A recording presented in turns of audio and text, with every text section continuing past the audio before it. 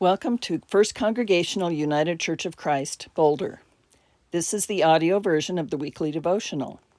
We hope you will tune in every week to listen to the latest offering written by a member of our congregation. Also, feel free to check out our YouTube channel to watch First Cong's Sunday church services. Thank you. One Name by Phil Broadway Bauman. From Isaiah 43, But now thus says the Lord, He who created you, O Jacob, He who formed you, O Israel.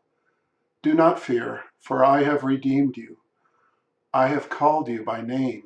You are mine.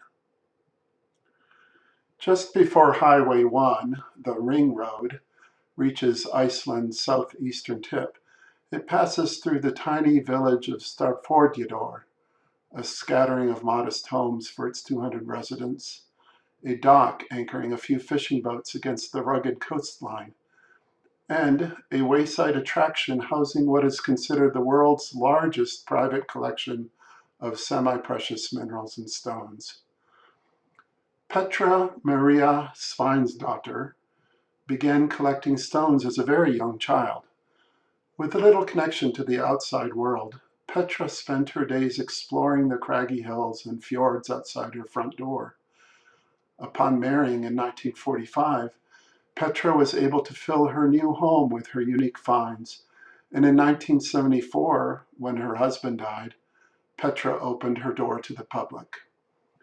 38 years later, upon her own death, her children turned the property, the tiny house and encompassing lush gardens, into an interactive natural history museum, where a visitor wandering through its passageways and flower beds can find almost any type of rare or beautiful geode or stone.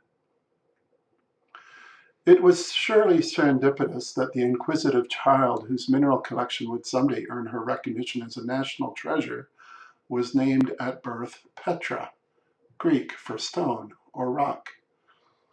But her last name was no puzzle.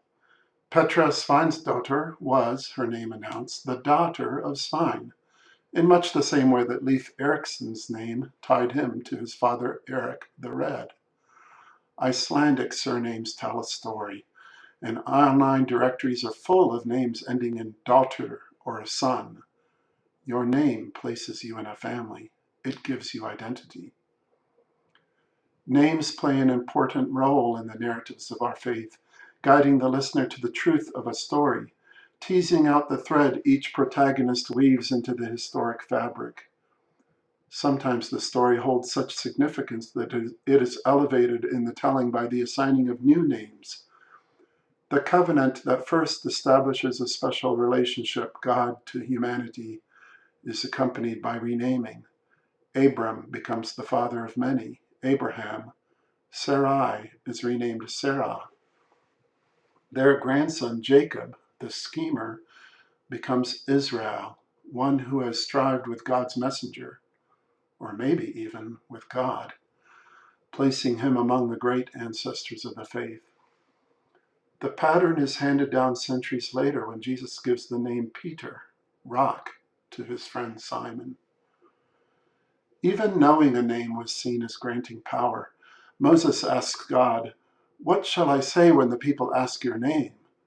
But this name is beyond all knowing, and the divine reply is simply, "I am." If knowledge of a name conveys truth, so too can a name set a life on its path. A broken-hearted woman's deepest desires granted, and she names that miraculous gift Samuel, God has heard.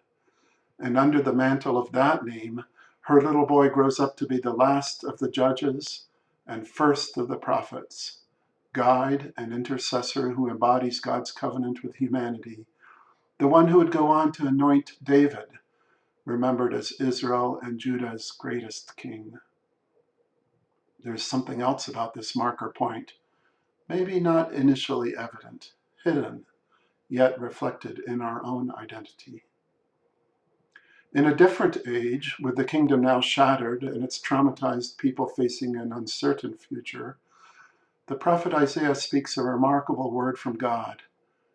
Do not fear, for I have redeemed you. I have called you by name. You are mine. Years later, in a time equally threatened by uncertainty, Jesus confers to a ragtag group of peasants the name Friend, saying by way of explanation, I chose you. Most folks are granted the privilege of awarding a name no more than a few times in life, occasions infused with wonder and awe. My father did so dozens of times. While leading worship in the dusty, hard-scrabble villages of Western India, Dad would offer the sacrament of baptism, and upon being handed an infant would turn to the parents. By what name is this child called? A common, yet always surprising answer. You name her, Sahib. When existence itself is tenuous and fraught with danger, an infant might be known only as Baba, a boy, or the feminine baby until a year or so into its life, when the parents finally allowed themselves a glimmer of hope the child might survive poverty's extreme challenges. Humbled and honored by the request, Dad would pluck a name from the biblical stream, giving the child an identity within the faith, conferring in merely a word both a claim and an eternal home. By what name are you called?